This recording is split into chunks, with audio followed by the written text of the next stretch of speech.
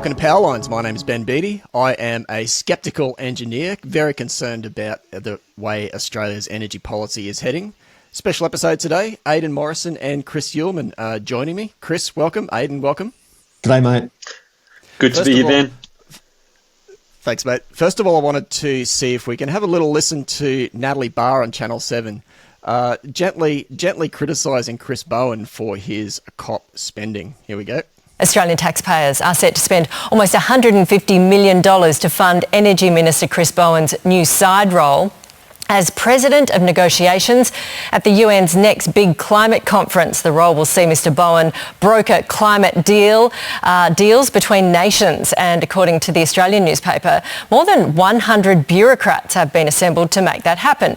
The staff have already spent almost $500,000 on international travel, flying business class on every single occasion.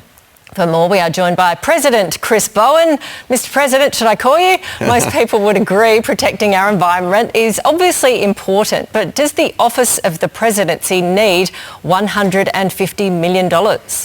Well, let me just make a couple of points, Mel. Firstly, the cost of the COP is $50 million. It's part of a broader $150 million engagement in the Pacific, which is important for a whole bunch of reasons, including our geopolitical interests as a country, Mel. So that's important. Dan Tern's been lying about those costs. It's a lot of money. These things do come at cost. When John Howard chaired APEC, it cost money. When Tony Abbott chaired G20, it cost money. Labor supported those because we were in opposition at the time, but we said, no, this is good for the country. We've got lots of disagreements with John Howard and Tony Abbott, but we hope you succeed at this task. This is good for Australia because it gives us greater influence. Now, a lot of these things would happen anyway. Governments, even under Scott Morrison and Tony Abbott, went to COP and participated in COP, and it cost money. The difference is this time we have more influence. Now, the Liberal Party says we're only 1% of emissions, Chris, so we shouldn't bother. There's a lot of hot air going on there. I mean, it would have been nice if Mr Bowen had got Natalie Barr's name right. He called her Mel twice, and she started to correct him. But I think what we all want to know is how much are we paying for the offsets for all these business class flights? Yeah, look, that's a very, very good question, but let's put this in perspective. He said it's only $50 million out of $150 million because the other 100 is engaging with the Pacific. So let's take him at his own word, $50 million. And then he tries to compare it to other events, like when we hosted APEC, well, that was under John Howard. We hosted the G20, and that was under Tony Abbott. Well, we actually had those events here in Australia. There's a reason why they cost that much money. We're talking about $50 million as a consolation prize for an invented position because Australia didn't get to host this COP that's coming up. That's the Council of Parties. That's the International Jamboree, which happens every single year.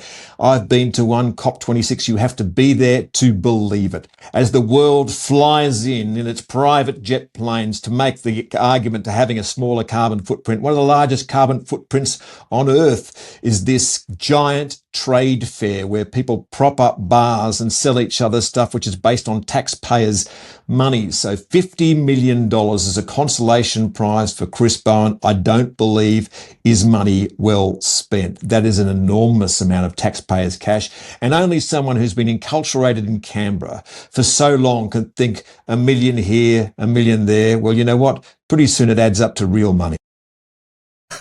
Aidan, you're a director of the energy program at the Centre for Independent Studies, a world-renowned, highly funded think tank. Do you get business class flights everywhere you go?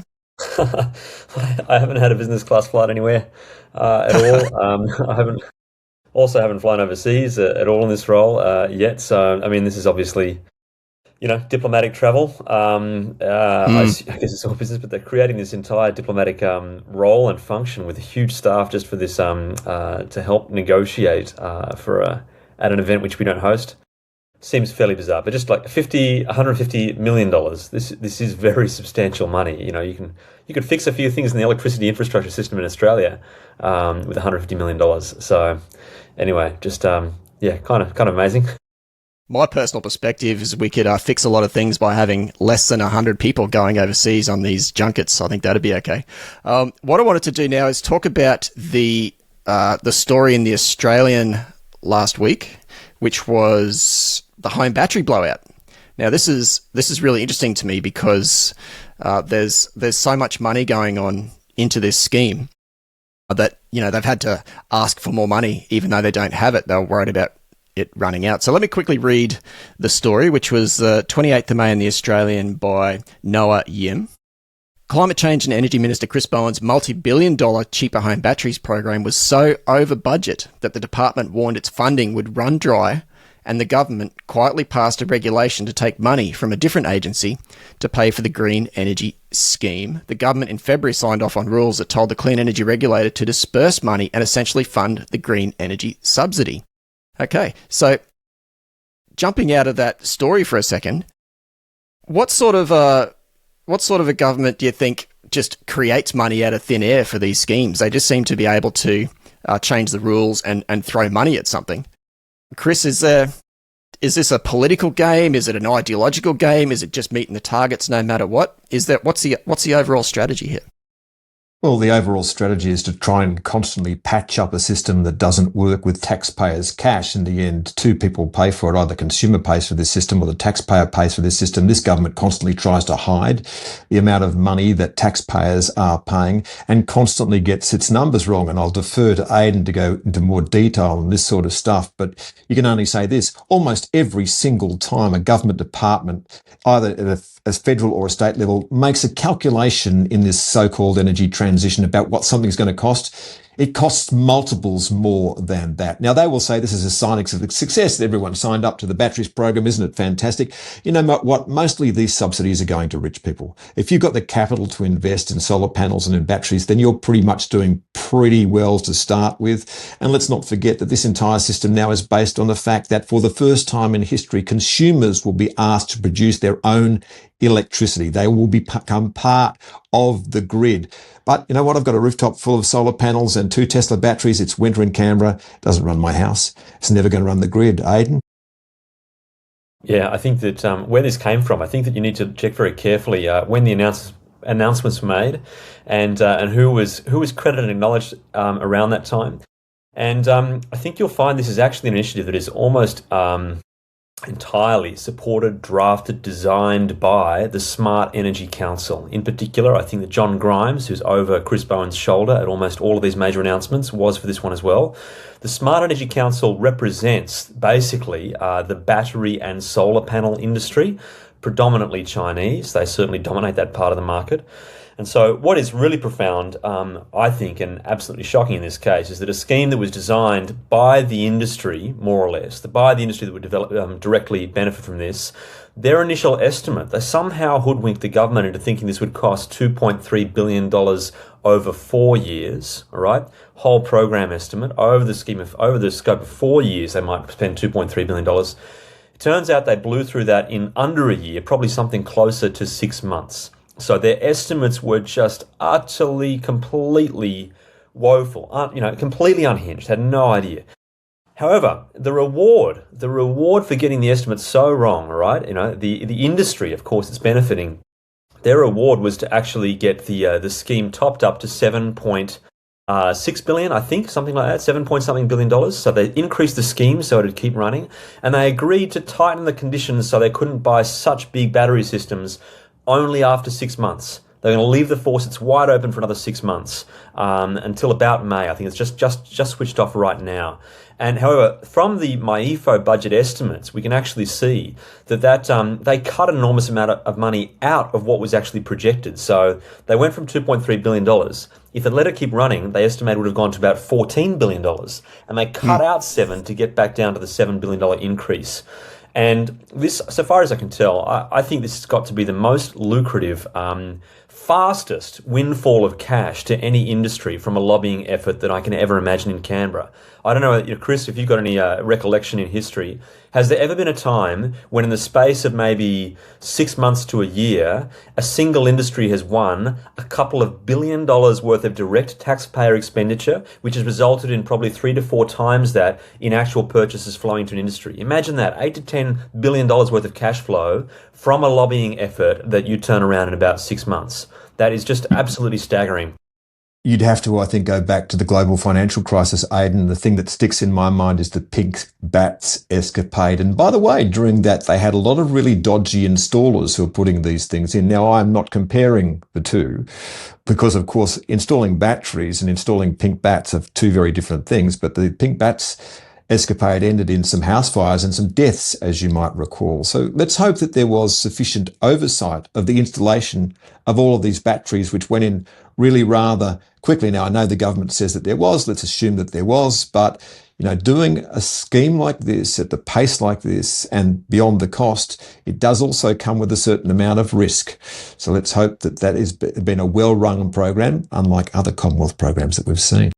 Yeah, they're all good points. And so, Aidan, you mentioned the beneficiaries of this. Obviously, there's the people who install the batteries along with the solar, and these people are largely opting out pretty much of a full electricity bill.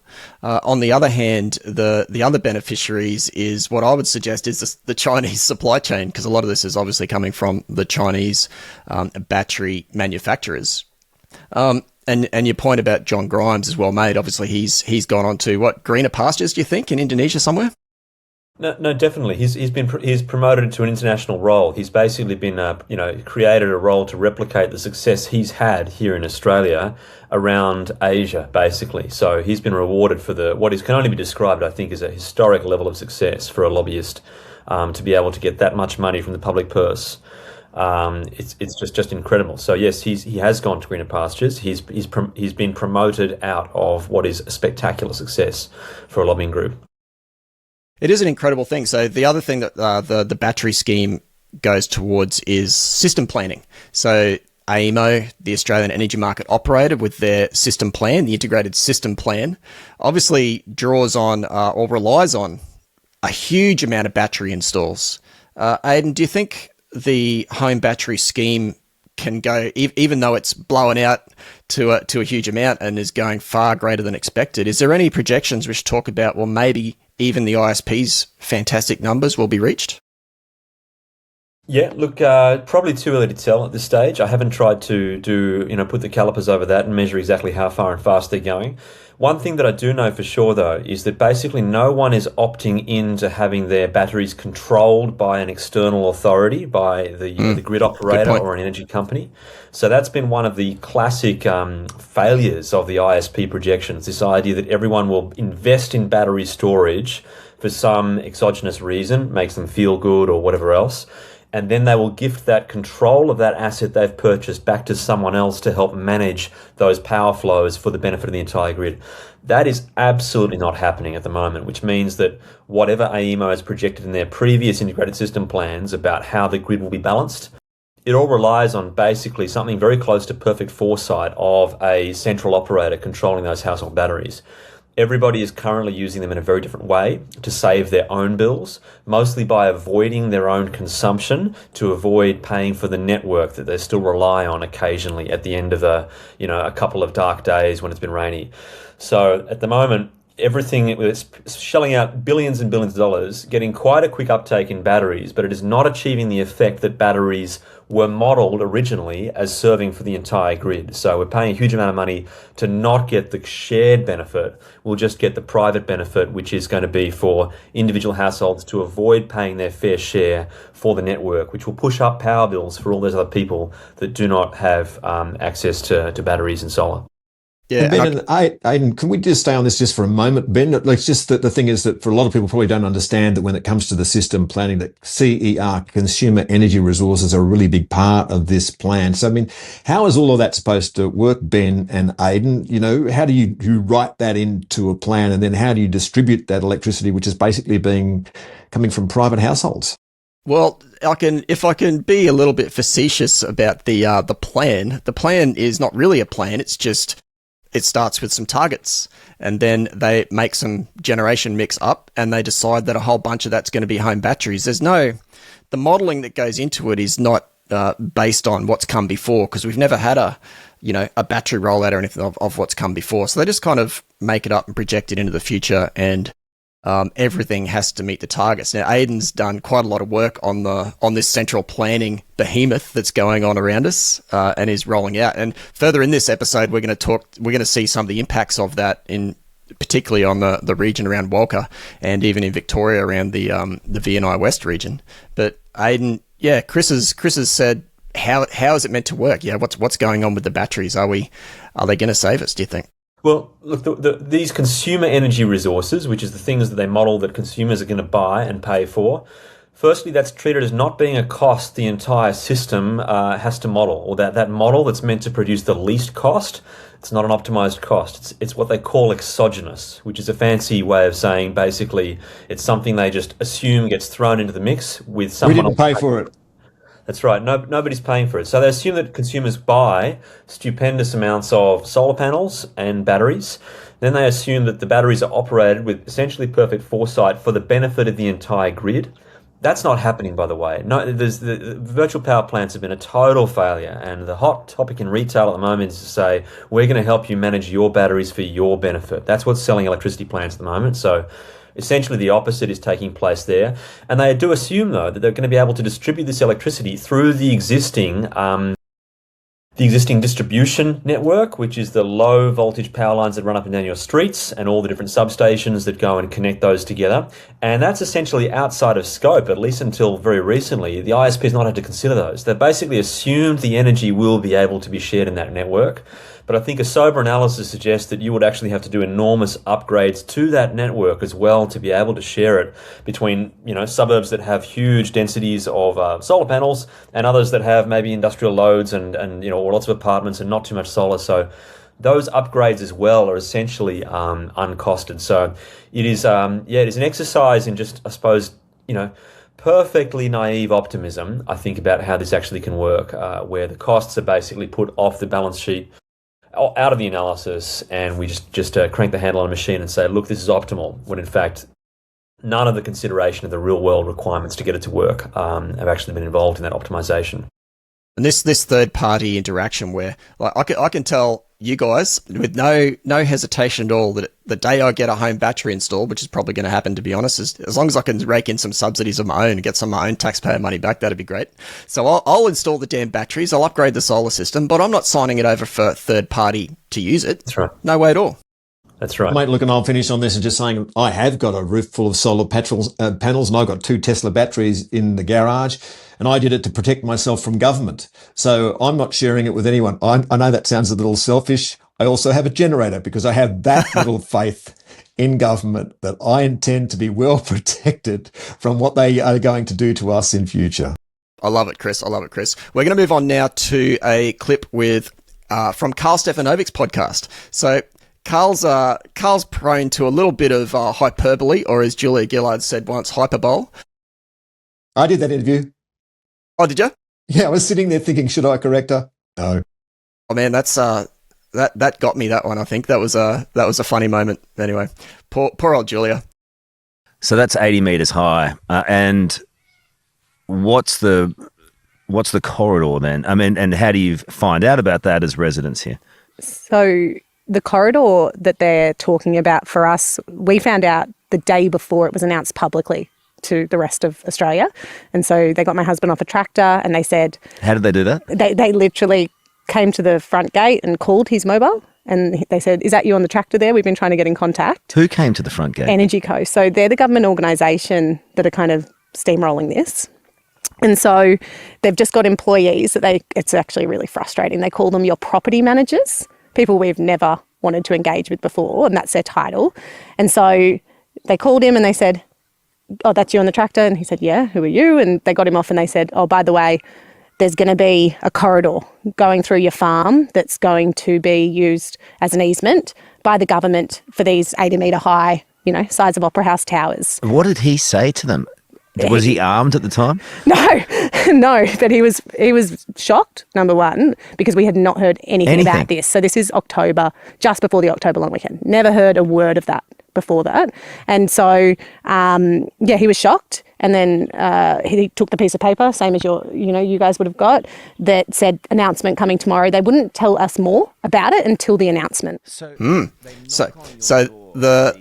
can see the hyperbole there. That's fine. Carl's in his element. He's having a good time. Aidan, you're on the ground that day, and you're talking with Carl and with Anna and Rob in that interview. That sentiment is spreading. Like, people are getting upset about the intrusion in their lives. Definitely. I think there was a generation one of renewable energy rollout, probably 10, 12 years ago, 15 years ago, I feel like, where there was genuine sort of, curiosity and openness to kind of renewable energy. A few pilot projects, first ones here. Okay. And I think people were thinking kind of, okay, we'll see how this goes. Maybe this helps. Maybe it's all right. But then they have the first generation rollout, and they see what it is to have these huge tall turbines. They see what it's like to live close to them. They learn that it's got implications for aviation, what you can drive under in the smoke in a bushfire, et cetera, the natural amenity, and then I think sort of generation two is just starting now, when people turn up and they say, oh yeah, like that one wind farm or this one power line. No, not like that. It's 10 times as big. We want them everywhere, and it's going to be just a next level. And I think that everyone is genuinely shocked, and they've kind of like, okay, we've seen now. We've made up our mind. We're pretty firm about this. This is not what we want to have for our agricultural farming areas or natural environment at all. And they're pushing back really hard, and I think that that's absolutely understandable. Yeah, Chris, you're one of the questions Aidan asked earlier is on the has this subsidy thing ever gone on like this before? Has this rollout and this forced intrusion through properties? Obviously, we have transmission lines existing, but a lot of those were built a long time ago, and people were sort of interested in it. Like Aidan said, this is relatively new. Where do we stand with this stuff? This is a fresh experience, isn't it? Yeah, and we're never going to see anything like it in terms of the forced acquisition of people's land. At the moment, it's for power lines, but inevitably it must be for projects which have to proceed in order to have the energy that the government needs. And so this is what happens when we move from really dense sources of energy to really dispersed sources of energy. We have to massively overbuild them. We have to spread them to the four corners of the earth. And because they're mostly not generating, whether they're solar or whether they're wind, then we have to have so much of them that it's connected. It has to be moved through time and space. It doesn't generate when we need it. It generates when there's wind or sunshine about. And so it has to be gathered. It has to be tethered together by transmission lines. It has to be moved large distances. It has to be moved through time. So you need battery backup. You need to stabilize the system because it doesn't produce the kind of electricity that we actually need, which is power on demand. And then the whole thing must be 100% backed up by something that we can deliver on time. So we're not building one grid, we're building two, the one they advertise and the one that we'll need at a time of peak demand when there is no energy available from this system. But I thought the most fascinating thing about that weekend, and I was up there with Aidan, and Aidan can take us through this, it is essentially PowerCo going ahead and building these power lines. But Aidan, tell us what they're going to be connecting to at the other end. Thing. That's the crazy thing is this renewable energy zone was created and declared at 8 gigawatts of not generation capacity but network capacity, which in AEMO's 2024 ISP led to the projection of about 15 gigawatts of installed generation, 16 gigawatts by 2050 in this area. And Matt Keane, in explaining why he wanted to supersize this, he actually said it was because there was ninefold oversubscription to the Central West Orana renewable energy zone, is what he said. So he thought there was this enormous amount of commercial interest. But up in the New England renewable energy zone, there is basically nothing left. The kind of key anchor project in the Walker region is called Winterbourne Wind Farm, 700 megawatts. There are a few landowners that have signed up to that and enthusiastic for it. But their major investment partner, Copenhagen Infrastructure Partners, has pulled out. All right, there's Thunderbolt Wind Farm, another one that's had, it's got all its environmental approvals, state, federal, everything, and it's got capacity investment scheme underwriting. It's still nowhere near reaching financial close. So that's going nowhere as well. There's basically nothing in the planning portal. Twiggy Forrest has had another one of his wind farms, has been put on hold up there as well. So there's literally nothing that's going to be built up there because the generators have been walking away. It was overhyped, and it just doesn't it's not going to be a good place to build it. And we're going to build the power lines that will connect to basically nothing, so far as we can tell. So it looks like a monumental disaster in terms of the actual energy energy planning and coordination. Absolutely monumental. I predict the a further rollout of more subsidies because we've got targets to meet, you guys. You know, there's no stopping this behemoth that's going on. I've got another quick video to bring up, which is from Sky News just a couple of days ago, which is a similar situation down in Victoria. Joining us live is the Dairy Farmers Australia President, Ben Bennett, Grain Producers Australia Founding Director, Andrew Wiedemann, and Marcia Duxon, who's a sheep and crop farmer in Victoria. Thank you all for joining us. Marcia, we'll start with you first of all. Describe where you live in regards to the renewable energy zones in Victoria and how it's impacting you. Well, unfortunately, they've just announced yesterday that I live right in the middle of one. And I suppose the impact has been that we've wasted a couple of years of our life trying to persuade the government that this area is a bad location to be placing us into a renewable energy zone. We've done all of their consultations, night consultations, day consultations, written consultations. We've done pin maps. And we ended up mapping our own land because we got ignored, I suppose, numerous times in the consultation process. And basically 80% of this area have said we don't want to be in a renewable energy zone and we will not host any renewable energy infrastructure. Fairly obvious intent there from the locals. So it does seem like the Victorian and state governments are in lockstep with the federal government to make these things happen. Less so in Queensland, and a bit less so in South Australia, where they're opening up for more gas exploration. Is it? How do we get to this point? Is it just targets and ideology? Chris, you know, is this politics anymore? What's going on? Well, politics is the only thing that makes this work. Politics is the only thing that this now runs on because there's a political imperative to deliver a system which the government promised, and all governments promised. Let's face it, that this is not just an exercise in what the ALP was doing. The Liberal government in New South Wales was all signed up for this particular project.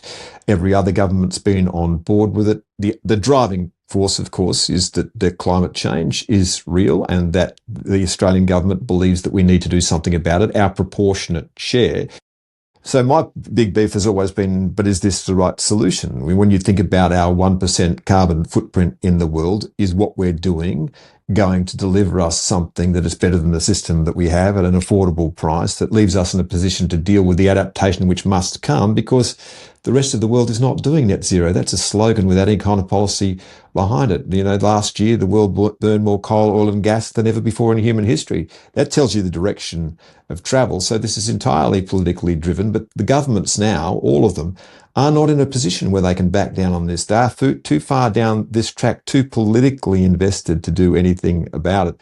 But Aidan is across every single project on the east coast of Australia and everywhere else in the country and mostly around the world. So I'll defer to him in talking about how this is all rolling out.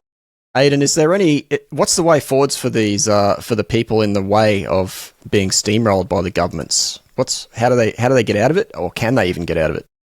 Yeah, really good question. No, governments do have powers if they to steamroll people. It's kind of atrocious, and I know there's various people that have tried even legal challenges to resist some of the regulatory measures that have been taken. But no, if the government wants to give themselves extraordinary powers to take people's land, and they have the parliamentary majorities required to do so, they really can. So This is, I've been down to that part of the world in Victoria several times, and the frustration level is extreme. And I've stood, in that area exactly where that renewable energy zone has now been declared, and it's there are wildlife parks and reserves and national parks all through that area. It's a big area for the swift parrot. They've been sort of sighted a number of times going through there, and they're going to put up a huge crop of wind turbines right in the sort of that potential migratory path.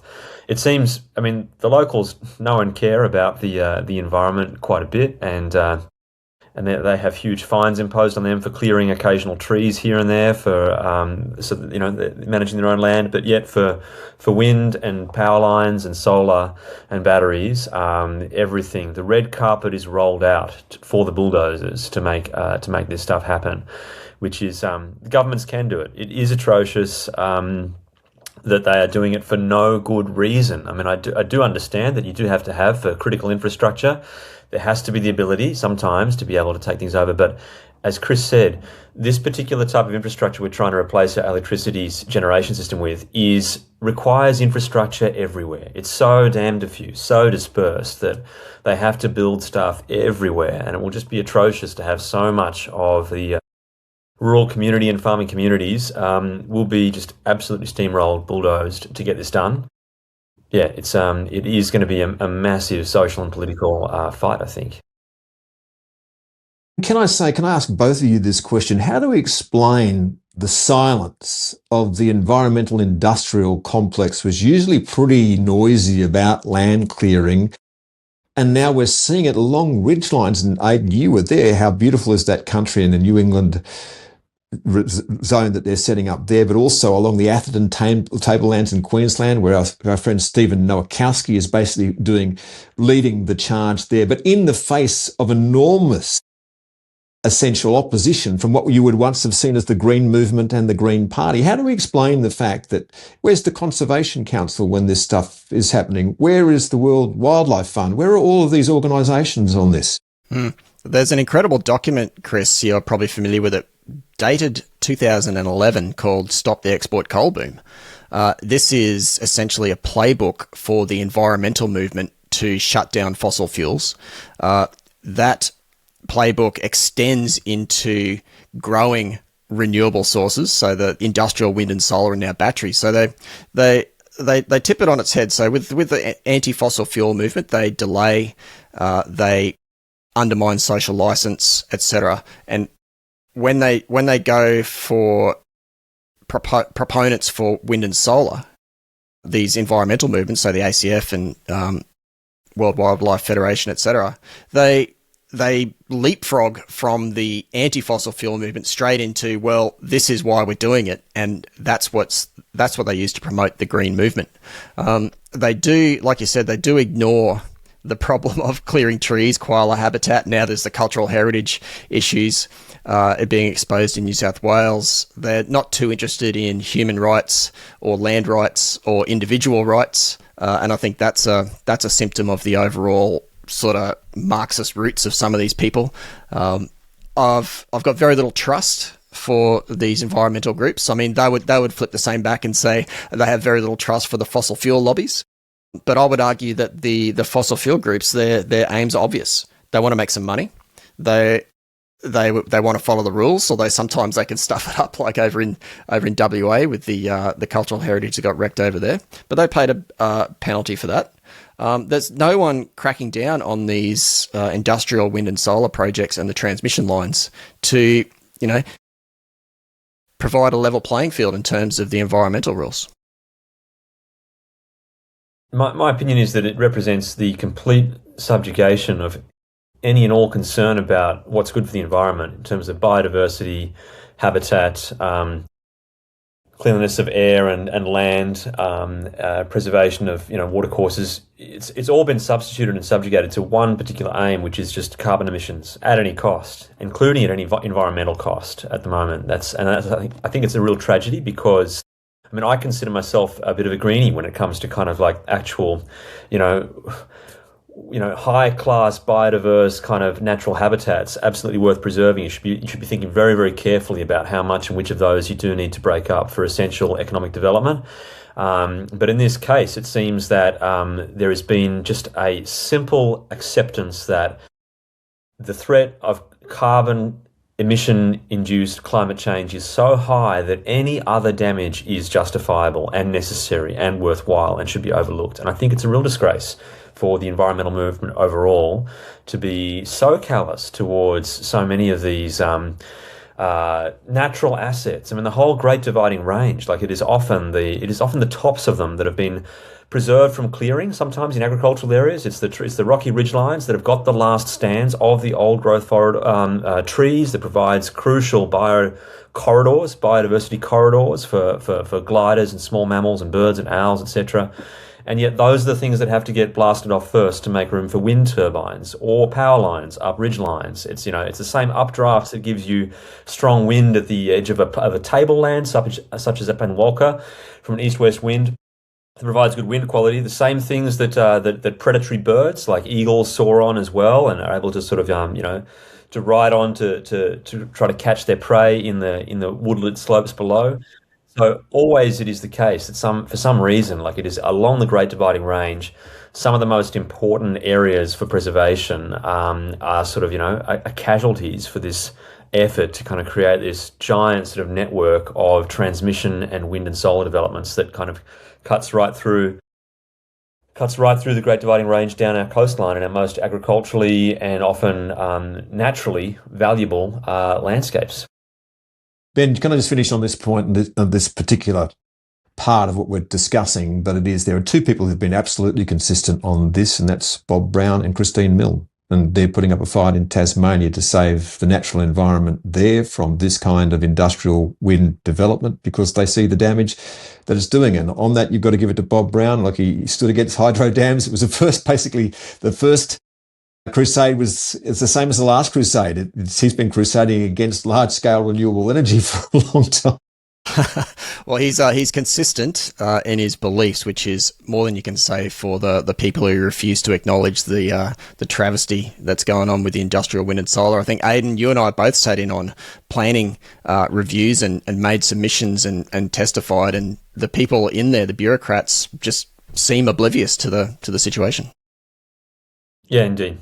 With it is purely adherence to policy. That is the only guideline they have. Like, is it consistent with government policy? And the government policy says we must hit these renewable energy targets, must push down carbon emissions at any cost. And that's the only argument they have. So it is the case that politicians have painted themselves into a corner, and they will do anything to pursue and basically avoid admitting they've made a terrible mistake in getting themselves to commit wholeheartedly and with no conception of the cost and trade-offs to renewable energy imperatives. I don't want to overextend this, Ben, but there's another deeper thing here which Aidan has just touched on and you have just touched on, was the institutional capture of basically everybody, and particularly the regulators who are supposed to be looking after consumers, and agencies of government like Treasury and the Productivity Commission are all essentially signed up to the same cause. So, we're not just talking about the governments that come and go, we're talking about the permanent government of the bureaucracy, which is determined that this will proceed. Yeah, indeed. Just to wrap up this segment, a funny anecdote. Well, I find it funny anyway, because, you've got a weird sense of humour. I'm a bogan from North Queensland with a degree, so I've all sorts of things I find funny.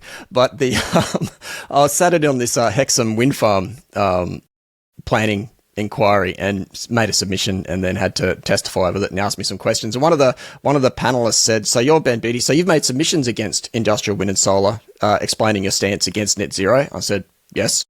She also said, you've written in the Spectator Australia and you have a Substack about this?" I said, "Yes."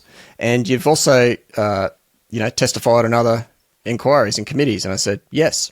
I felt like asking them, I felt like saying, "Are you also going to ask me if I'm a good parent?" Because I feel like they're all aligned. All right, next section. Aidan.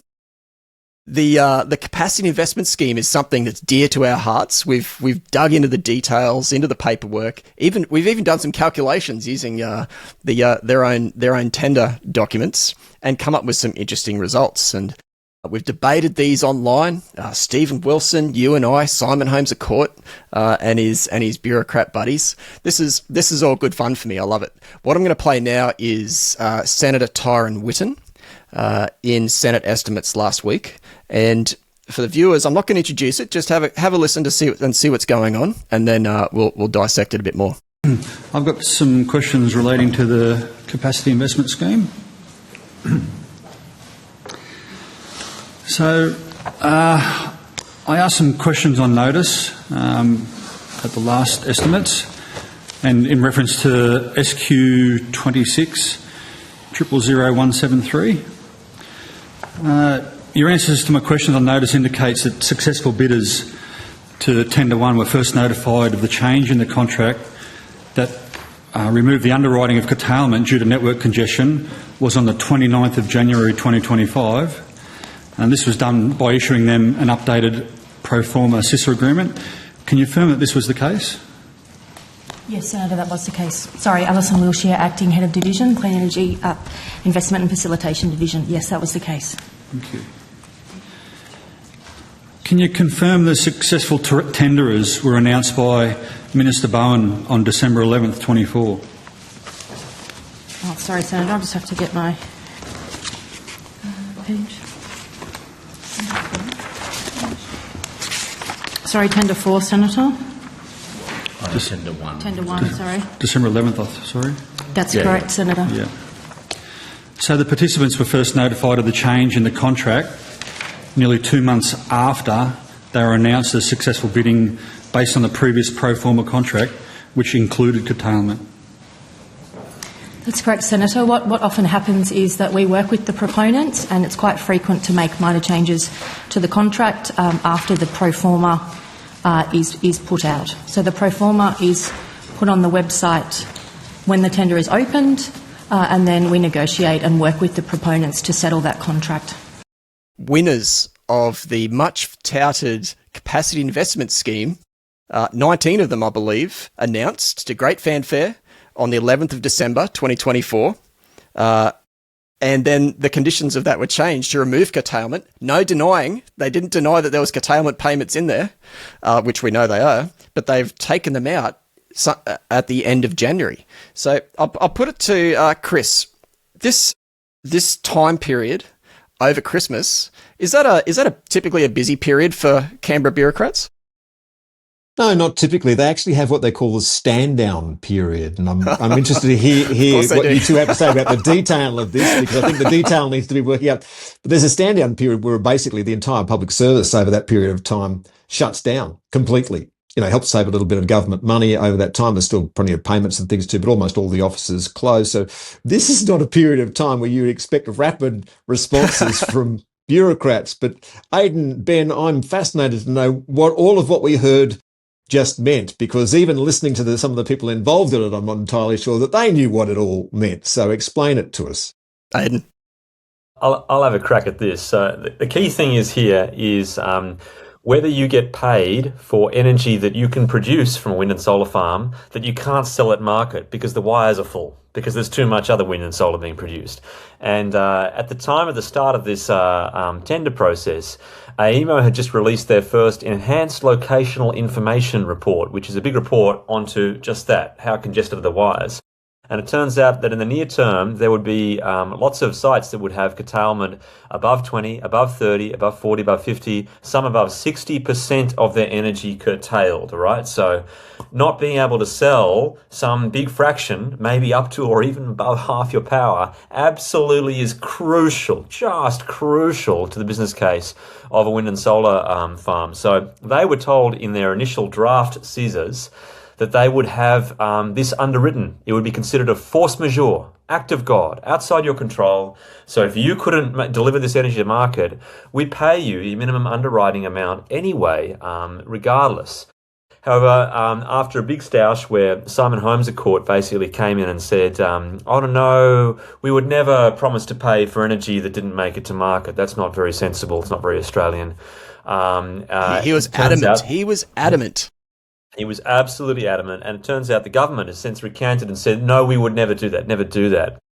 What was revealed in this clip here is that actually they only changed this term, this crucial term, and said we won't pay you for a big share of your generation after they'd announced the winners. So the winners would have prepared all their terms and their proposals about how much minimum revenue and the minimum price for the hours they could deliver their power, based on the assumption they'd still be paid something for the hours when they couldn't deliver their power. And so this is high incompetence to the most absolutely extraordinary degree. And I'll just continue, just to flesh out the timeline there, in case that public servant, just after they got you and, you know, she thought, oh, this is all normal, we do a consultation thing. The sequence she just gave there, she said, oh no, what we do is at the start of the tender process, we produce a draft, a pro forma, and then we discuss and we negotiate and we come back and forth and we finish a set of terms. Well, guess what? They did that in June. June 2024, they produced the draft pro forma document and they consulted on it. And then in August, they came back with all the marked up version with lots of changes. Did not change the underwriting of curtailment. No, that was still in there in the consulted on, marked up pro forma that was republished in August. Then the financial bids for value were put in by the proponents, and then the winners were announced in December, okay? And then 2 months after that, they went back and basically said, here's a new pro forma document, which nobody's seen in public yet, a new pro forma document. This essentially resets negotiations back to square one, right? If you can change this kind of term, like, you can change whatever the heck you want, right? This is a new pro forma document after all that consultation process that you described is finished and done, right? So again, the degree of incompetence in this kind of tender process is just off the chain. Just cannot imagine how this would be, accepted. And then they go on in that the rest of that clip, right? Sorry, you got me on a roll here, Ben. I just want to carry on. They go on to say that basically, preach, brother, preach. Basically, they've gone on to say that the reason they had to upgrade the amount of money to run this process from about $20 million per year, they added the subsequent financial year another $35 million. So we're talking about an annual budget for managing this process of about $55 million and that's not spending the money on underwriting energy. That's spending on the bureaucrats and the lawyers to manage the process to pick who gets that money underwritten, right? The amount of money at the end of the day is entirely secret, absolutely kept secret, not published in any budget documents. Reason why is because it would imperil the government's negotiating position to hint at how much money they thought they would be ready to spend, all right? So they had to protect the government's negotiating position. And yet, in this case here, what they've done is they've announced the winners of the projects and then gone back with a new pro forma thing to restart negotiations after announcing the winners. Nothing possibly could imperil the negotiating position of the government more than that, right? They've done that. And the excuse given later on by Matthew Bryan, one of the senior public servants in that, the excuse was, there's got to be lots of probity. Lots of probity. We've got to have lots of special, interlocutors and lawyers to manage the probity about this process. But in this case now, they've basically said their process is to declare the winners. By the way, Chris Bowen is the only person that is the final decision maker. He takes briefs on what the merits are, but he is the final decision maker on declaring the winners. And then after that, he sends in the public service armed with hundreds of lawyers and bureaucrats to go and negotiate terms with the people that he's already declared have won. And that costs $55 million a year. All right, to manage the probity concerns about starting negotiations after you've declared the winners. Like, this whole thing is just, it is absolute, I don't know, is it a tragedy? Is it a comedy? Is it farce? Which Shakespearean category do you want to put this into? It is just a disaster. And yet, and this is why the targets will not be met, and yet we will be forced to pay for all the transmission projects as though the targets will be met. So you've got me on my high horse. It is just an absolute disaster. This is carnage beyond belief in Senate estimates. It's just a shame the government and all the rest of the journalists aren't there to catch up and mop this stuff up. Chris, this is a tick just yell, all of the above. Tick all of the above. I just feel like after that we should just yell amen and put your glasses down. The problem is that it's so complex that only people like Aidan really understand it. And that's the problem, I think, in a lot of the reporting around this, is that people do not capture the essence of what's wrong in all of this. Probably what we needed at the end of that was Chris Bowen to explain to us why $55 million really wasn't that much money and was money well spent for the Australian taxpayer that couldn't be better spent somewhere else. I mean, the thing about this, you go through the budget papers this year and you find that even Treasury cannot keep track of the amount of taxpayers' money that's been spent at a Commonwealth level, and that doesn't take into account the money that's being spent at a state and local government level. Don't forget there's a whole lot of stuff that goes under the radar at local council levels on smaller and smaller projects for things that have to be done. So, Ben, what do you make of all of this? The other thing too is, if I've got one of those contracts that Aidan's just so beautifully described to me, and they come back to me and say, mate, you know how we said we were getting you your curtailment payments. Turns out Aidan and Ben kicked up a stink. It's very embarrassing. This is what happens, right? It's really embarrassing to us. If we keep that in there, they're going to be proven right. So we need to take that out. So you come back to me and you say that and think, hang on a second, how do I get paid? Like, if I'm not going to generate this electricity, where does my money come from? What happens to all these people who went forward on the basis that they were going to get curtailment payments, which they would need because they'd be generating electricity that wasn't used? What happens to the business case? Chris, I think there's a couple of points there. One thing is that I hope it's an accident. I hope it's an accident. Remember, we're in the middle of a hotly contested federal election at the time. And what do they call him? Peter Dutton, Potato Head. Yeah, they had all the mean names for him, but he was winning at that time. He was ahead in the polls. Now, I'm not suggesting that there was something untoward here, but that incompetence, as Aidan said, is tragic, and it is tick all of the above. It's a farce. It's incompetence. It's all of that. I wanted to draw your attention to something. I was talking to Aidan about this because we converse about these things. I don't know if your viewers out there realise, but in language that only you and dogs can understand. Well, Aidan is his Twitter handle is Footnotes Guy for a reason, right? He's got great attention to detail. And when we're talking about these things, I said, so Aidan was like, oh no, these guys are incompetent. And I'm like, well, I hope it's only that. So I went back just this morning, just before we started recording this episode, and I had a look at the very first LTESA, the Long-Term Energy Service Agreement, which is the New South Wales version of Capacity Investment Scheme, which is the forerunner admitted by Chris Bowen. He designed it based on this with the cap and collar fees that we're talking about. So the LTESA in New South Wales was first came out in 2022. So it seems to me that the incompetence is even on another scale again when these documents are all templates of each other. They're all carbon copies. The language is the same. I went back and looked at round one generation LTESA in September 2022. And what you'll see is it's got the exact same force majeure. You get paid if you can't generate because of congestion. It's got the same clauses and calculations as it does in the Capacity Investment Scheme round one, which is the problem. Now, the evidence that the whole Capacity Investment Scheme round one fiasco is just a dog's breakfast is that out of 19 winners, it's now 2026. We're getting on close to 2 years later, and there's only 3 projects. And I think some of them are even, contracted to government. So the evidence is out there. Aidan's done a great job explaining it. This is going to either die in the butt, or we're going to spend a lot more money on it. And the thing is, my money's on lots more money. I think so. That's right. And that's already been floated, basically, to answer Chris's question, what happens to these business cases? They can't close. They can't reach their final investment decision.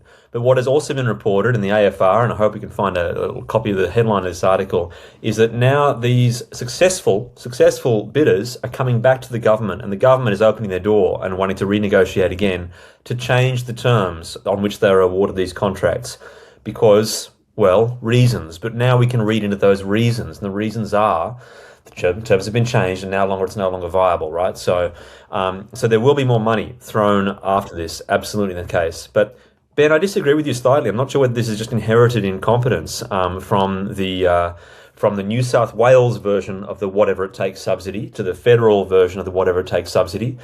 As was widely said at the time, the federal one was modelled on the New South Wales one, which Matt Keane's government put in place. That was attributed as merit. The reason that it was done that way is something, New South Wales had pioneered something worthwhile. The rest of Australia would and should adopt. And basically, I don't think it is necessarily incompetent if your goal is to force through an entirely, sector-wide transformation that has so many different contingent parts. You're going to run into what's called in gobbledygook from economists speak, a coordination problem.